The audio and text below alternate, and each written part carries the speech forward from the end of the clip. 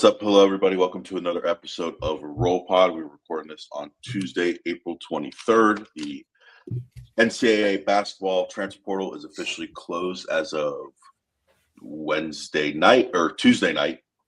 Alabama coming in with 4 new additions so far, a couple key returnees, a couple guys that are expected to enter the NBA draft did so. But first, we're going to talk about probably the bigger storyline of the week is a lot of money being tossed out over yesterday. A lot of contracts being approved. Kalen DeBoer getting to extension. We learned the details of Nate Oats' new deal, and I believe it was 13 or 14 assistants got new deals on the football staff. We'll start with the big one. Kalen DeBoer getting a 7-year contract extension. Alex has a story up there, mentioned long awaited. I want to start there. I think that's kind of a perfect way to put it. I think we kind of heard about this was in the works. Why now? Why not before? Is that even a storyline you guys think? Or is it kind of just they were waiting until the season was over, waiting until the portal was over, waiting until spring practice was over to kind of really nail it down? I think there are a couple different ways you can sort of read the tea leaves. I think the most obvious being there wasn't a huge sense of urgency to have it done coming off of a 35-point loss in the Rose Bowl and kind of knowing probably how that would be received by the fan base. Yep. I wonder how much that had something to do with it because there was a lot of heat behind getting it done with all the jobs that were out there. But also then, the question that we don't know is, did at any point the negotiations get complicated? I won't use the word contentious, but complicated. And maybe that sort of drags it out too. But there's a PR part of it where there's a window they could have hit, right after the Oklahoma game, maybe. Talking about the playoff game. They didn't get it all finalized or whatever it was by then. So it drags out. So yeah, I kind of hemmed and hawed on that. And then I thought, well, it took 4 months to get the darn thing done. I think long awaited definitely applies here. Well, plus there was the aspect that it wasn't even on the agenda when it was released. Right. Oops, forgot the head coach. Right. I don't know if that was an omission or if it was intentionally delayed in putting it out there so it wouldn't be news the day before and it was only news the day of. Sometimes there's strategy in those sort of things, or if it was truly a situation where there wasn't a deal done until yesterday. When it comes to contract negotiations, it's not something that's often out in the open, so I don't know if we're going to get a clear answer on that or even on the timeline that, you guys were just discussing. I don't know if it might be something, for a book that John Talty will write one day, about Kalen DeBoer. Sometimes it takes a while for those, truths, if you will, to come out. But look, my stance on this is I don't get it. I don't, and this goes back to at the time in December when this was being discussed or was starting to come out there after the Oklahoma playoff game, while the Michigan thing was starting to heat up, if you will, in terms of public discourse, after the Penn State thing was in the public discourse. And whenever I was asked about it on the radio or whatever, I would say there's nothing wrong with just staying where you are in terms of you don't need to extend him, but you don't need to fire him. And for some reason, there's in college sports or even in other sports, you have to go one way or the other. If you're not extending him, then you're not confident in him or you're not standing behind it. It's you have to go one direction or the other constantly. He signed an 8-year deal when he was hired. Does that not mean something? It's a contract. Yeah, it really, to be clear on this, it only extended it by 2 years where it was before. It's a 7-year extension from today. Right. So it's basically you're taking the 2 years that have already happened and then you're tacking them on at the end. So you're back to square one in terms of, length of the deal. If I'm not mistaken on the math there, which it's really close. So what's wrong with just saying we're not going one way or the other? We're not going to fire you because that's not what we're doing right now. And we don't feel like we need to give you a raise to the level where you're being paid at, basically one of the highest paid in college football and rewarding you for the last 2 years. It's okay to just say you're under contract. There's no need to change it. And that's how I felt at the time, and that's how I feel right now. And if you're Alabama, by giving him a raise, naturally, like you're giving something up. You're giving him more money. So from a negotiating standpoint, you need something back. And I don't know what they really got back. You got a increased buyout for him to leave. Yeah. So you had a very small buyout. It was, even from the time the deal was signed 2 years ago, surprisingly low. $5 million the first year, and I think it was 4 and 3 the next 2 years for DeBoer to leave on his own. That's all it would take, which is nothing. If another school came calling, they would give $5 million to find it under the couch. That's nothing. I want that couch. Now it's 10, 8 and 6, I believe, are the first 3 years, which again, yes. If there was a situation where he left for another school, if another Michigan situation popped up this offseason and it actually, happened, $10 million, I don't think is going to stop that school from taking him. And $10 million coming back to Alabama is not game-changing money. So I don't know what you truly got back by extending him. And you took on the greater risk now of the buyout for him being fired still being the same. There's no change to that. It's still, if he is fired by Alabama without cause, he's owed 90% of his remaining salary. So if Alabama decides to fire Kalen DeBoer after this season, that is $67.5 million. That would be his buyout that they would have to pay him. And that's not offset. What would it have been a week ago?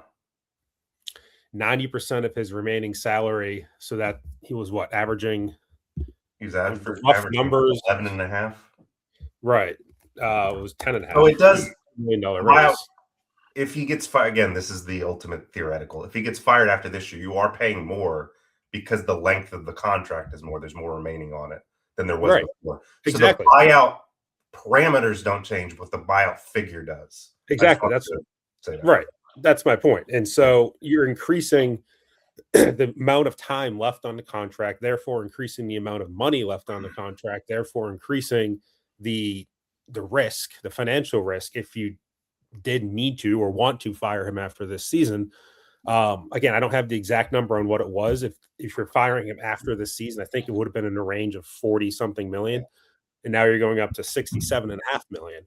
And that's on top of whatever it would cost to, fire your staff, which you just extended most of them, and hire new staff and hire a new coach. So the cost to move on from Kalen DeBoer after this 2026 season is now exorbitantly high, just like it was last year. In fact, I don't know what the comparison is exactly, but it might be more.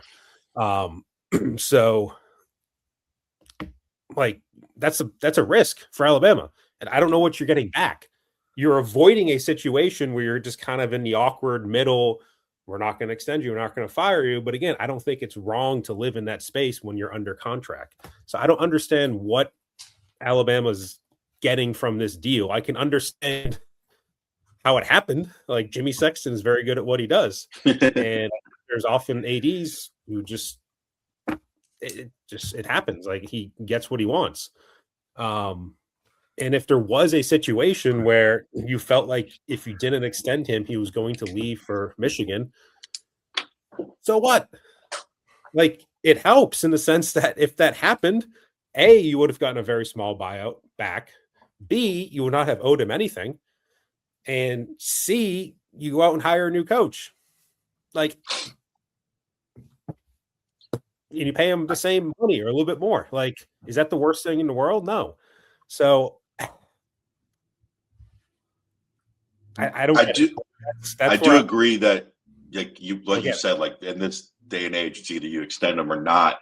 But like he's double, triple down that he's like comfortable there. So that's what's a little odd there too. It's like, oh, so if you want to be here, you don't want to leave after 2 years. Like, why not do this a year from now? But I mean, there's smarter people. I wonder. Look, I wonder if it's a little bit more indirect what the benefit is, and it's exactly what Mike's talking about. It's an exorbitant buyout. You've basically messaged that you are sticking with this guy. Yeah. That it is going, like, the wheels have to come completely the F off to move on now. And maybe in a way, that's reading the situation and saying to your fan base, which is very nervous, that, hey, like, this is our guy and just deal with it. Look, this isn't like a Greg Byrne thing. This is like an athletics thing. Like, I remember feels like forever ago. I remember when the SEC was thumping its chest that every coach in it made $4 million. And I sat back and I said, why the F is a first-year coach making $4 million when a third-year coach is making $4 million? The money that's being spent is always stupid. The way contracts get done are always stupid. The whiff of a job offer gets a contract extension. See James Franklin. See all these other things.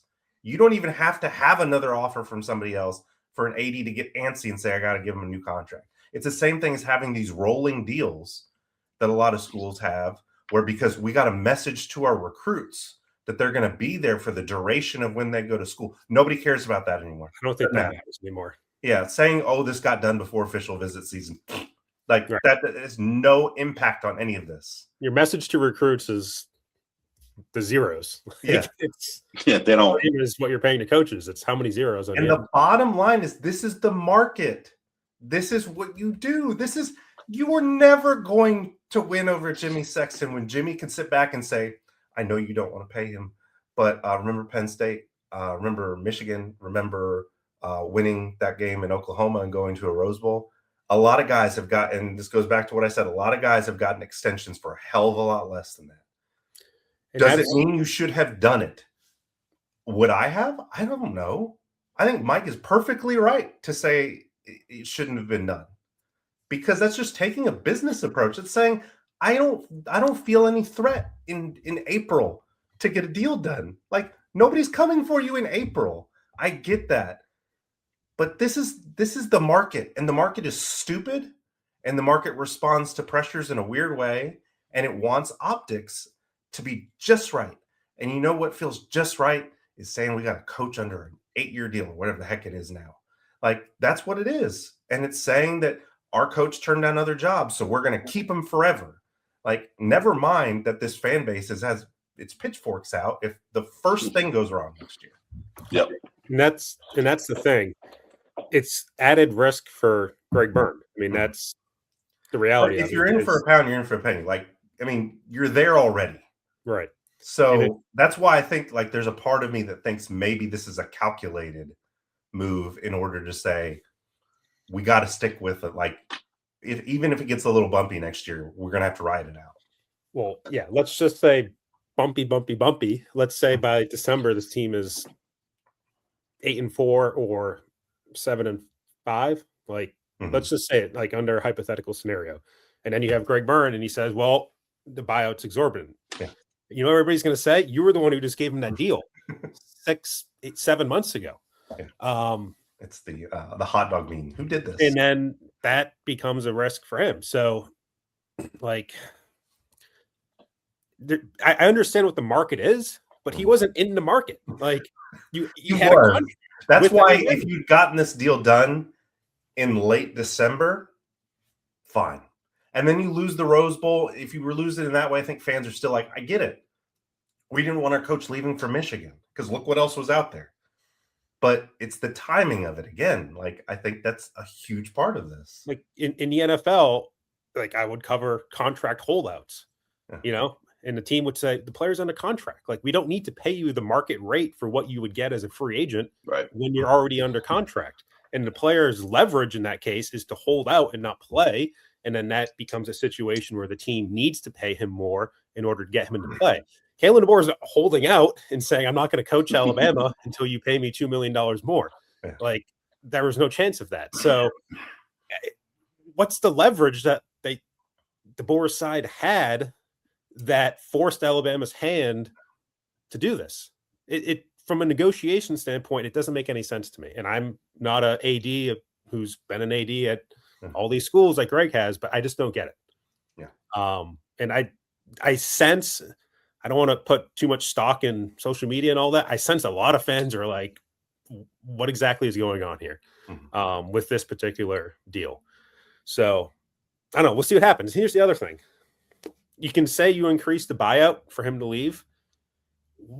let's say there's a situation where you are 7-5 or 8-4 at the end of this year, or even let's say you're a playoff team, you've won 10 games, and let's say another school comes calling, a USC or whoever.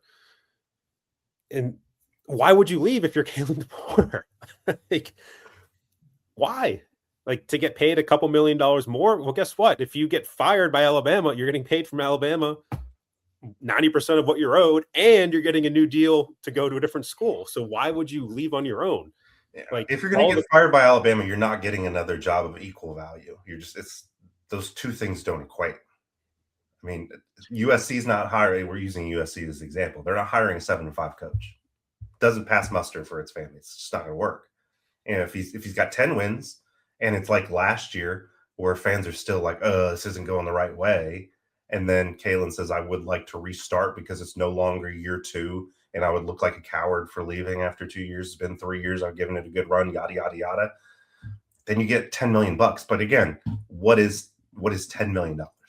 Like, it's not a threshold. It's an ROI. Like, it's okay, you're leaving, but at least we're getting $10 million to put toward the next staff.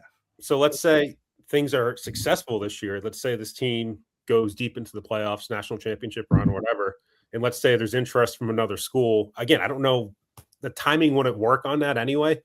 Like, if you had a disaster season at, I don't even know, Texas and Sark's gone. See, this is a good point where, the calendar now has made leverage for coaches that play national championships games screwed. Right. So let's say Texas, the wheels fall off this year and somebody in Texas decides, hey, we're moving on from Sark. I don't think that will happen. I'm just for the hypothetical. And that happens like November. Yeah. And then let's say Kalen DeBoer is leading Alabama to a national championship game, which, by the way, this year I think is January 25th in Las Vegas, if I'm not mistaken.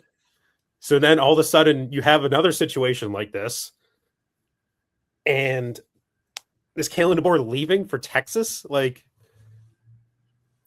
I just don't know if this whole $10 million buyout for him to leave really matters either way. No, it's not. Like, so if that's what you're getting back, if that's what the benefit is of this new deal for Alabama is an increased buyout for him to leave, I don't know where it applies.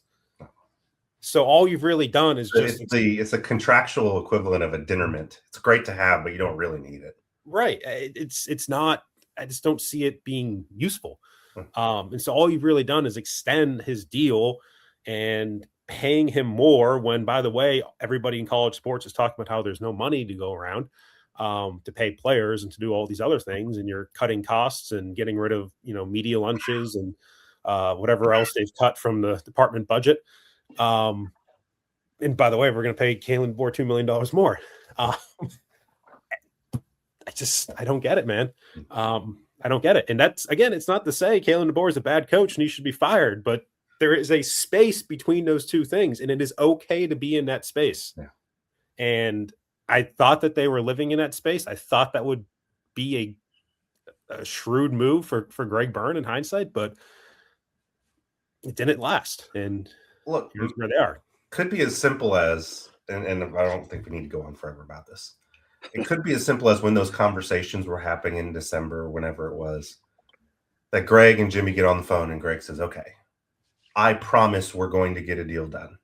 We're going to pay you the market rate, and the market always goes up. And he kept his word. Maybe it's that simple. Now, business-wise, could you argue he shouldn't keep his word? Yes. But maybe he just made a promise and he stuck to it. Beyond that, and this, again, was a topic at the time, was winning that playoff game in Oklahoma by itself, and this was, again, right after they got pretty handily beaten by Georgia. Was that comeback in Norman by itself enough to warrant an extension? No, I don't think it was. And I think that kind of guys have gotten extended for a hell of a lot less than that, though. Right. And that's the fault of whoever extended those other coaches. But the market's the market. Market's the market. He wasn't in the market. Unless you feel like he was truly in the market at Michigan. Retroactively, he was. That's what I'm getting at. Maybe it's as simple as Greg saying, I promise we're going to get a deal done. And then sticking to it in order to keep him from seriously talking to Michigan or his representatives from seriously entertaining Michigan. Again, a top 10 job. Like, let's be honest about this. And just saying, in order for him to stay, I promise we will get a deal done. We're not going to be able to work it out in the next 48 hours, but I promise. And then all this shit happens and says, we're still going to do it.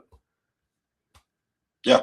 Glad I asked that question. We went for 20 minutes on that one. But contracts, do we want to make a call on how many Alabama players are going to get drafted in the first round tonight? I'm going to go with one. Mm-hmm. Caden Proctor. Yeah, I agree. Which interesting. I don't know where that came from. Interesting comments from Nick Saban yesterday on McAfee when he said he's not necessarily a self-starter. Right. Yeah. It's a little bit maybe too honest, but obviously the weight issue was an issue for Proctor. That's out in the open. I think for Ty, there have been some projections that maybe the Cardinals move up into the late first round. There's also a lot of talk I've seen over the last couple of days, like, do the Cardinals need to do that? I think there was an ESPN article this morning basically saying, other than the Cardinals, there's probably not a team in the top 40 that's going to take Ty. So if you're the Cardinals, same topic we were just talking about, who are you negotiating against? Well, you're negotiating between a fifth-year option and not having it. Right. Second round. That is part of it. But do you really need to trade up to beat somebody who's not going to take Ty Simpson? I think is the question, for the Cardinals. Can you just wait and get him in the second round and pick a different player, in the first round? So we'll see what happens. Right now, even Dane Brugler, who's, one of the best draft guys, just put out his mock draft this morning. He does not have Ty going in the first round. That kind of seems like where it's headed, but we'll see. And if that is the case, if it is only Proctor, that ends a pretty impressive streak of 9 years. The past 9 years, they've had multiple first-round picks. In fact, a couple of those years, remember 2021, they had six first-round picks in 2021, you might recall. But if both of them are taken, then that is a 10-year streak with multiple first-round picks, which is bananas. Added to the Nick Saban accolades list. Those are Nick Saban's draft picks. Those are both first-round picks of Nick Saban, I would say. Right, right. Would it surprise you if Proctor dropped out of the first round? It wouldn't surprise me. Comments have the potential to tilt it just a little bit. Right. There's been a few projections. I feel like his range has tightened up a little bit. Like early on in the offseason, there were some people had him first half of the first round, or some people had him in the second round. I think he had a good combine. I think people kind of see like he's pretty gifted from a physical standpoint, and that tends to get you drafted in the first round. So I would be surprised if he falls out, but I don't think it's completely out of the question. And if it is, to go back to my record book, if it is a draft that somehow does not have a first round pick for Alabama, that would end a 07 was the last time? 08. So that's 18 years, I believe, the last 18 years. Yeah, after this 18-year streak. So that would also be pretty impressive with a first round pick. But I think in all likelihood, that's going to be extended tonight. Yeah, I think Ty and Proctor are like two sides of the same coin. And that if you watch them play the totality of the season, you'd be like, meh. But you get into the draft, the combine process, and the draft process, and it's like, oh, well, look at the measurables on Proctor, and you fall in love with that. And then you look in the cut-ups on Ty, and you go, oh, you fall in love with that. And that's always the most interesting part about the draft for me. And look, it's always been this way. Maybe they know what the hell they're doing. Is they pick something they want to fall in love with. And potential trumps production every single freaking day of the week. Right. And then you have Jeremy Bernard sitting off to the side, and I'm just like, that's the guy who's going to play 10 years. I agree. And have the best career. I would, and I've said this on the radio, like if I'm betting on a guy to play 10 years in the NFL, it's Jeremy Bernard. Yeah. And it 48 to the Falcons. 48 to the Falcons. Okay. But he's not going to last that long, I don't think. It's interesting because Proctor brings all the physical stuff you want. It's kind of the other stuff that is probably holding him back in terms of his rankings, whereas Simpson doesn't necessarily have the physical stuff, but it's the other stuff that's keeping him higher on board. So if you kind of combine the two guys, it's like, super player. Yeah. But yeah, if Ty was 2 inches taller, we might be talking about like having a realistic debate about him and Mendoza. Right. Yeah. If he was 2 inches, that's the only thing keeping that from happening. 2 or 3 inches taller, about 20, 30 pounds heavier. Like, I think he's definitely in the conversation to be the first overall pick. but he's not. So that's kind of where he's at, and it's tough. Like you saw the quotes from Tom Pelissero, who was talking to guys who had interviewed with him, and one of them said that he thought he was the ball boy walking in to his combine interview. Jesus Christ! Good God! I mean, there's been smaller quarterbacks than him. Yeah, no, there have. But like, but those, to be fair, those smaller quarterbacks have more athletic traits to sort that's of. Fair. Yeah, right. That's true. That's true. So, I've said it from the start. I think Ty's a little bit too short for NFL teams to be super excited about him, but that's just how it is. And potential is always going to win. You're right. The athletic potential of Caden Proctor, his physical potential is always going to win. I'd draft him in the first round as a guard. I wouldn't do it as a tackle. 100% agree. Talked a little bit of a lot about Kalen DeBoer's extension. Again, I think it was 13 assistants got extended as well, or new contracts. You can read all of those on Bama247.com. Real quick on those, is there anything, I think we talked kind of beforehand, what was Womack's going to look like? He got a nice raise. He's got to be up there probably nationally in terms of coordinators. I mean, making 2.3, 2.5, 2.6. I think Weschamp might be making roughly around the same at Texas, but I'd have to look it up to see how much. Matt Patricia at Ohio State's making 385. Oh, 385. Lord. Yeah. What about Jim Knowles? Is he up there? Where's he? He's for making almost $4 million. Yeah. Good Lord. Knowles at Tennessee is making 2.2 annually. So a little bit, roughly the same. Courtney Morgan, the general manager, gets another nice bump, going up to $1.2 million. Maurice Linguist, kind of that 1.1, 1.125 around there. Seemed like that was probably makes a lot of sense. But again, you can read all of those on Bama247 real quick, and then we'll move over to basketball, and then we'll close it out. Is there anything, reading those contracts, that sticks out a lot to you guys real quick? There's only one thing that popped up in the group chat, which was a 1-year deal for Adrian Clem. Yeah, that was surprising. Hard to know exactly the circumstances behind that, but unusual to say the least, to have a 1-year deal for a new coach that I've seen in my time here. I'm sure there's a reason behind it. In his particular case, it's not like he's coming from a job where he's getting, and the salary wasn't particularly high either. $600,000 is, 30-40% less than what Kapilovic was making. Now they're still paying cap because he was under contract for this year. But Clem came from USC where he was an analyst, so it's not like he was making big money there. Maybe it was your leverage that was missing in the head coaching contract negotiation. I don't know. Why would you give you a multi-year deal? But now you have 4 coaches that are only under contract for this year, between Clem and then the 3 who did not get new contracts yesterday, which are Ryan Grubb, Robert Gillespie, and Freddie Roach. So interesting situation there. The last time I can remember that being the case was Travaris Robinson in 2023, who went into that year without a contract. And obviously, all hell broke loose after that year with Nick Saban. What did Travaris know? In that particular case, Travaris, was not under contract. Probably a lot. And then he ended up going to Georgia. Yeah. I just love we're in a world where $600,000, not that big of a contract. Like I'll take $600,000. Well, I was just thinking about as we're talking about Patricia making 3.8. Like, well, I mean, their players making more than that, so why wouldn't? Yeah, that's a good point. Which Alabama's saving a little bit money with Grubb right now because of his Seahawks deal. They're saving a little bit with Derek Nix this year because of his Auburn deal.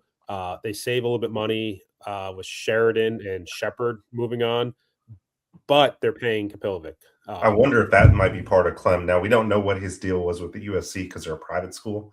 Analyst, I can't imagine he was making much. Maybe he had a multi-year deal, and there's some, I don't know. I'm just trying to throw out options here. The Patriots was 3 years ago for him. I don't think there's anything left from that. No. Anyway, it's more money at the end of the day. They're paying almost $3.5 million for the football program for coaches this year than they would have under their previous deals. So again, we're in an era of college sports where every penny is being pinched. They still feel like it's appropriate to continue to put money into this, and that was what led to the question, I think, from the trustee, Kenneth Van. Yeah, basically asked, is it worth it? And It almost Greg, felt staged for Greg to well, yeah, it like was a that. little gratuitous. It kind of felt like there was a lot there for Greg to have his say on it. But regardless, Greg basically said that he's talked to the president of the school, Peter Moeller, and they feel like they need to make the investment to paraphrase, to continue to stay competitive. So Moeller, who was at Ohio State, so he knows a thing or two about spending money in athletics. That's true. Right. That's right. That's kind of the football side of it. We're going to flip to basketball and wrap it up here. Alabama coach Nate Oats, I think it was earlier this month or late March, that around a month ago, I think, that Greg Byrne came out and said, here to stay. There was some speculation of North Carolina job being open with Nate Oats. I always felt like he's, at least on the personal side, Alabama and Nate Oats were going to get things done. They obviously did.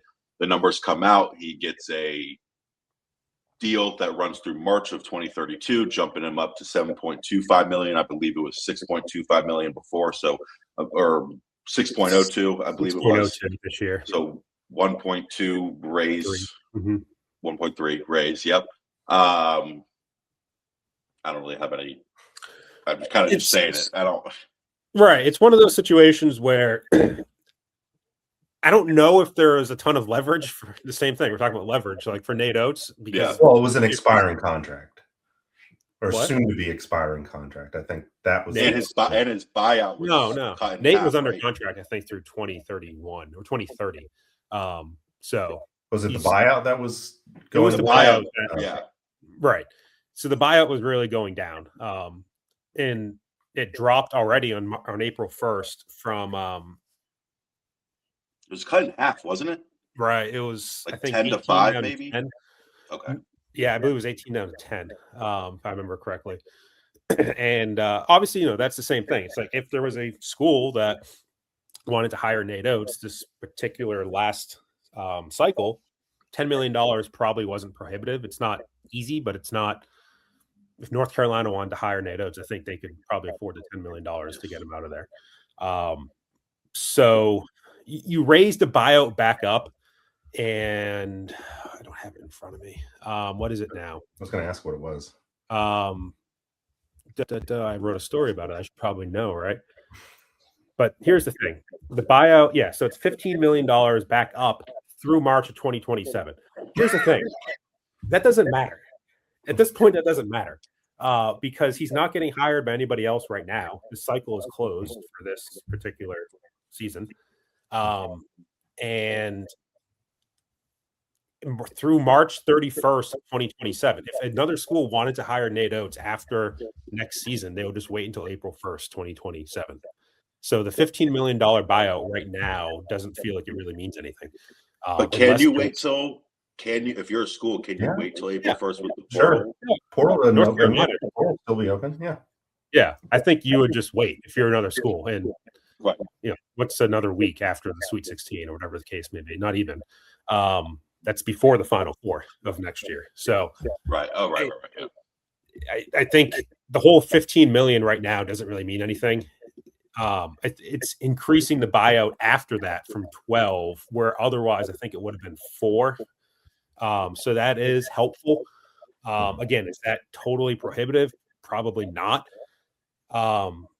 If you're Greg Byrne, did you have to give this deal to Nate Oats? No, I don't think there was really a school that he was going to go to. But let's say this was negotiated a month ago, which by all indications it was, based on what Nate was saying in Chicago. He wasn't. North Carolina really wasn't interested in him. It didn't seem like there wasn't really another job. I mean, Arizona never opened. Michigan hasn't opened. Maybe Dusty May goes to Bulls. That's been talked about recently, but let's say that doesn't happen. Let's say Todd Golden stays at Florida, doesn't go to the Warriors. Her lovely non-answer, by the way, by Todd. It was. Oh my God! Carefully crafted words. I intend to be the coach here. Again, I don't know. Happen. I don't think that would make sense for Nate to go from Alabama to Florida. I think Michigan would make more sense, but I don't know if Michigan would go after him necessarily. So again, I don't know if there's a ton of leverage from Nate's standpoint to get a deal done right now. But if you're Greg Byrne, I think there's more to kind of reward with Nate. Like they've been one of the best teams in college basketball the last 5 years running. So, like, I think it's okay to give him a little bit of a raise. Like, that feels more reasonable. Can I be a devil's advocate on that? Yeah, you can be a devil's advocate. Where does this past season rank in Nate Oats' coaching jobs? And are you giving him a raise for doing not as well as the year before, or the year before that, or the year before that? It's fair. I mean, the market changed. Like, it always goes up. So, like, you can obviously push back on that. I just feel like that. No, it's interesting because the curve of the Nate Oats era is kind of hard to decipher. Yeah. Because I felt like their best teams in terms of like analytics, overall, what we saw in the court were probably 2021 and 2023, which was the Herb Jones team and the Brennan Miller team. Those two teams both lost 16. They were upset. I felt like the two previous teams before this year, the Final Four team and the Elite Eight team, were not as good as those teams, but they went further in the tournament.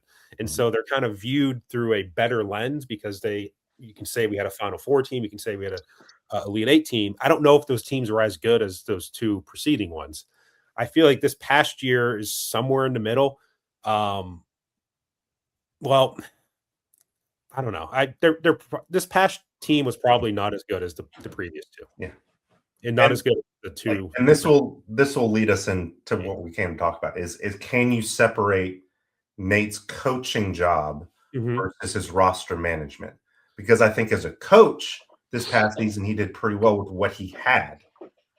I don't think their roster was constructed very well. Right.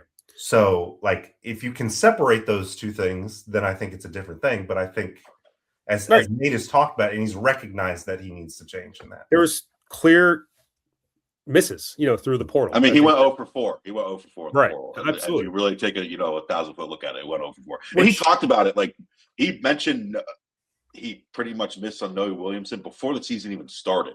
Like, I still remember that quote. He was like, yeah, he's not – basically called him not an athlete. Like, he knew pretty immediately getting in there. Oh, yeah. In which, by the way, I think the most under the radar contract modification yesterday was Preston Murphy. Yeah. And so last year he got a 50% raise from 475 from 450 to 675. And that was, part of the whole Elite Eight run. And that Nate Oats at the time said that made him one of the highest paid assistant coaches in the country at 675. So now he gets a raise from 675 to 905, which is a very significant raise in terms of percentages of your contract. I think of all the coaches who got extended yesterday, that's by far the highest percentage raise.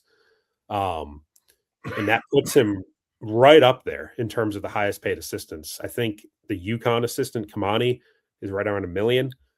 Preston Murphy's, and it's not, you don't know Duke's assistants. Like, it's hard to really put a full picture together, but that has to be top 5, I would imagine. Highest paid assistants in the country. He is also their GM de facto, is kind of the way that Nate has phrased it. So coming off a year, like you said, where the portal included some misses, that is a little bit interesting. And it probably leads you down the path of, was there another job that Preston Murphy was potentially going to that necessitated a new deal? We don't know that. We haven't heard or seen that. I know last year Indiana came up. I don't know what was potentially on the table this year. But that, from a percentage raise standpoint, that was a pretty striking new contract that was put out yesterday. So, yeah, I mean, I felt like this past Nate Oats extension had a little bit more lukewarm of a response than his previous two, because of what you're saying, Alex, like where, it's just a different result this year compared to some other years. So, I'm still a little bit uncertain about the direction of where they're going, and just because of some external factors. And I said the same thing at this time last year. Like, you don't necessarily want to be in the SEC from a revenue share standpoint in men's basketball. Like, you want to be in the Big East, or at a school where basketball is prioritized. Yep. And so there's some kind of circumstances that make it a little bit harder to put together what you've done. But it's just not quite as impressive as it was 5 years ago. That's a high bar to clear. 100%. But it's just a question of what do the next 2 or 3 years look like? What does it look like? So we'll have to see.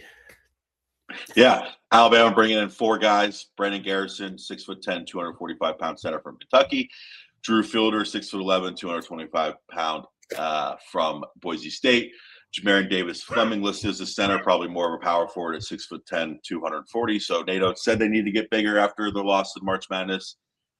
They did. They also bring in Cole Clower, 6'7", small forward from NC State. Was an early enrollee with the Wolfpack, had gotten injured before his high school senior season. So he's technically a incoming freshman. So you look at it, they have 4 incoming top 40 overall prospects as a freshman. They brought a lot of length in, and we'll get out of here in just a second. It still feels like, we have a roster outlook and, portal and who's coming, who's going, how many years left, blah, blah, blah. Someone brought up a good point. Who cares how many years of eligibility people have, because people change every single year. Like, it's kind of not relevant as much anymore. This team needs to get a point guard, maybe even 2. It's like, even if Aiden Holloway is cleared, which who knows what's going to happen there, I still feel like NATO's best situation is having him still off the ball. Like, I don't know if he's a true point guard. Mike, you may argue against that, but and Alex as well. But it feels like you need to go get a veteran point guard that handles the ball, maybe even 2. Yeah, well, I'll let Mike's going to know more about this. But if you want to get longer, Aiden Holloway at point guard makes more sense than at shooting guard to me. Right. Yeah, that's true. Mike? I do think that they've gotten bigger. I think people, speaking of point guards, one of the names I was looking at was Dre Gibbs Lawhorn from UNLV, who scored 25 against Alabama back in November. He just committed to Texas Tech. So another of the top guards that was remaining on the market is now off the market. But in terms of getting bigger, from a height standpoint, sorry, it's going to remind us a lot of the football. Haven't gotten bigger. Okay. And it's tough to get bigger. You had a 7-footer, Noah Williamson, last year. Noah Williamson is 7 feet tall, 255 pounds. Yeah. Like, being big was not really his problem. It was being effective. Aiden Sherrill. At the same time, it might have been his problem too, because he couldn't really move. Right. But I'm not going to knock it. I'm done. 6'11", 255. Being big, I don't know, was Aiden Sherrill's problem, if he had a problem. Look, I think you went from a situation where you had Aiden Sherrill up here, you had Noah Williamson down here. I don't think you have somebody as good as Aiden Sherrill, as evidenced by the market for him, what he was paid, the interest for him. I think you wanted him back. I think you have 3 guys in the middle, 1, 2, 3, between Fielder, Garrison, and Davis Fleming. So I think there's a little bit more volume of size, but you also lost a 6'10" guy in Taylor Bowen. He's tall. He's not big. He's 200 pounds. So maybe you gain some girth in terms of going from Bowen at 6'10", 202 to Fielder at 6'11", 225. You actually lose a little bit of height and weight. Brandon Garrison's 6'10", 245. That's less than Sherrill. Jamarian Davis Fleming is 6'10", 240. That's less than Noah Williamson. So I understand kind of like Alabama's getting bigger. The numbers don't really back it up. I think you need to get effectively bigger. Like, you need to be bigger in how you play. You need to be more physical in how you play. You need to have more strength in how you play. Yeah.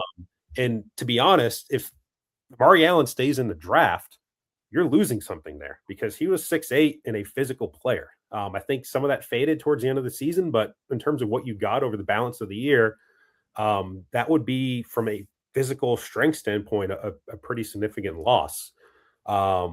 Especially when you have a bunch of freshmen coming in that you don't really know how are they going to play physically in the SEC, between Cole Clower, who's 6'7", 190, Samuels, Jackson Richardson, and Terrace Bowie. Like, they're all lengthy, but like, how are they going to hold up physically in the SEC? I think Amari Allen did a very good job of doing that. Yeah. And Amari Allen right now is potentially a top 25 pick, maybe a top 20 pick. There is one mock draft that has him at 18. And so the tea leaves would seem to point to him staying in the draft. I think a lot of people kind of assumed he's the next Charles Bediako or Mark Sears. Guess what? Those guys weren't even on the second round radar. We're in the draft, conversation, or in the draft period. Even LeBaron Philon last year was kind of a early second round pick, maybe a late first round pick. Like, Amari Allen is more solidly in the first round than Phylon was last year. Now, is there potentially more money to come back these days? And are we seeing more guys coming back? Yes. But could that also help Amari Allen in staying in the draft when you have Braylon Mullins coming back and Mbonga at Duke and Condon Hauk? Yeah, at Florida, who came back. So that actually moves you up, maybe pays you more, gets you on more solid ground. So it's gonna be really interesting. The next month of the NBA Combine and all that with Amari Allen, I think there's a lot of reasons for him to stay in the draft, and I think people are underrating that a little bit. And if you do lose him, you lose some size at 6'8" and some strength. So it goes back to what do you need from this team? I think you need Garrison and Fielder and Davis Fleming. You need one of them or two of them to really become solid SEC starters. I think Fielder is probably your best bet. But even then, of those three, I'm not sure you have an all SEC player right now in your front court. I think you need London Jemerson to take another step forward. I don't know if you're starting him at the 4. I think you can. I think you'd probably, from a size standpoint, want to start him at the 3. And then I don't know what you're doing in the backcourt right now. I think obviously there's a lot of uncertainty around Aiden Holloway. If you do get him to play, that helps. You need somebody else, which, by the way, you lost Davion Hannah, who's 6'6", speaking of size. So I don't know what exactly they do. I think you have a spot or two right now that you are kind of putting aside for a guard or 2 guards out of the transfer portal. I just don't know who those are right now. And there's not a whole lot of smoke to suggest who they might be. There's Jozon Sannon, I believe pronounce it, from St. John's. He shot 33% last year from the field. It was a really disappointing year for him, for St. John's. There's some other guys, you kind of go down the list at this point. There's going to be a flaw or multiple flaws for all the players that are available. So, it's an interesting team. I think there's still a lot of question marks, but I think in an ideal world, your overall lineup can be bigger and effectively can play bigger. But let's not forget they also lost to Baron Phylon, who's a pretty damn good player. And you got to find the next scorer too. Like, who's going to score points for you, which is a weird thing to think. Like, we've kind of flipped the whole Nate Oats script where it's like fans are excited about all the scoring and the shooting and the guards. And like, what about the front court? Now it's like, well, we feel pretty good about the front court, but now it's like, where's the scoring and the shooting and the guards? It's completely been flipped on its head, which maybe Nate will just troll all of us and come out this year and, play the slowest in D1 and all that rebounding and paint touches and just really, take a 180. That would be pretty hilarious. I don't think it's going to happen, but I think you have some pieces in place. You obviously need to kind of figure out where some of them fit. I think you need a couple more guys in the backcourt. It's a team that right now is in most top 25 projections, and I think that's probably where they'll stay by the start of the season. But I think they certainly are going to need several guys to pan out if they are going to be in the national championship conversation. Look, it just feels like, especially since they reportedly have more money to spend on NIL this year, it doesn't feel like they've spent nearly what I would think they have based on what they've got, which makes me think there's a lot of confidence about bringing Amari back. And look, everything Mike is saying is absolutely right about being a projected top 10 pick, about whether guys leaving can make you rise up the draft. Still, if I'm Nate, I'm looking him in the eye and say the NBA is not where you go to develop. And you need to develop on the offensive end if you want to have a career, not just a contract. And all he has to do is point to LeBaron Phylon and say, look, came back, primary ball handler, look how well he did. Like, you can go from being a top 10 to being a top 5. And I think with his athletic traits and his size, if he is a scorer on top of that, why can't he be a top 5 pick? Yeah. And I'll give Nate a lot of credit. He's always said this, and I believe he's being truthful in saying it. He wants what's right for the player. Yeah. And I think when it comes to the draft, I think his advice that he's shared publicly, and again, he's kind of an open book with some things like this. Like, if you're a first-round pick, it makes sense to come out. Now, has that calculus changed a little bit with NIL? Yes. But I think if he sees and if he hears, it's not just seeing, obviously it's hearing from NBA people that he knows that there's a legitimate chance that he's going to have a pretty solid home in the first round. I think your advice has to be go and take it. Like, go and follow your dream. Like, I know there's like kind of the selfish aspect of like, we want you to come back to us. We want you to play another year. And I think a lot of fans are kind of taking that. It's kind of this whole Schadenfreude thing where it's like, we want what's bad for Amari Allen. We want him to fall down to draft boards. Like, come on. Like that's bullshit for our fans to me. Like you want what's best for the player. You want him to go have an NBA what career. could theoretically be best for him is coming back, even if he's drafted 9. But I think if you know that you're going to be drafted 9th in the NBA, if you're a coach and you have the best player's best interest in mind, you tell him to go and take that. Yeah. I'm saying we're going to pay you more than what you're going to make there because they've got tough to do. That's tough to do. I think there becomes a certain point in the first round where you're going to have trouble paying that level. And I think that all goes back to what you're saying before. I think with the Amari Allen situation, you kind of have to set aside a certain amount of money in your budget. And that could hurt you because if he does stay in the draft, all of a sudden you have money in May. But then can you go use it on somebody else that came out of the draft late? That is the question. Or what? There's guys playing in EuroLeague. Ooh. There's guys playing in the G League. Right. Who haven't signed contracts. Right. In the football, transfer portal windows matter. I'm not sure how much they matter. Right. No, it's true. And I was just going to say, like, Grant Nelson wasn't an add to this team 3 years ago until the summer because he had gone through the draft process and came out.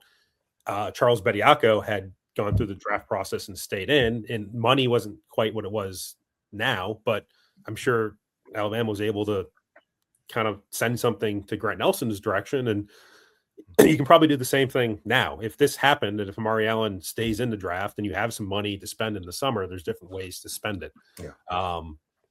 But it's 2 years in a row now where you've had a player who's kind of right on the edge. Yeah. It's kind of hurt you right now in the portal where, last year it was Phylon. And then he gave all those signals, like one way or the other. He kept saying he wasn't coming out. He was coming back. Like, and then all of a sudden at 11 o'clock on the night of the deadline, he comes out of the draft. So yeah, I am a little bit surprised as well in terms of like the talk about a bigger budget and, who have they spent it on? I don't really know. But it's just a year where there's a lot of kind of moving parts with Holloway, with the portal guys, with the Amari. So again, it's not over. Like there's potential months left of kind of getting your team together.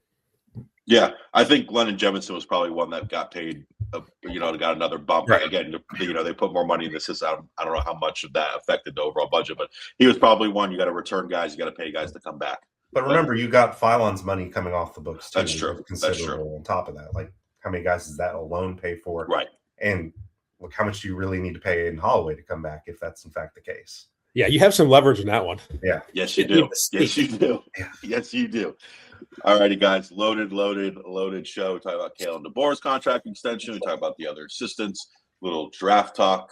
Nate Oats extension. Preston Murphy's new contract and transfer portal. You can find this on Apple Podcasts, Spotify, YouTube, and over at Bama247. Thank you, guys.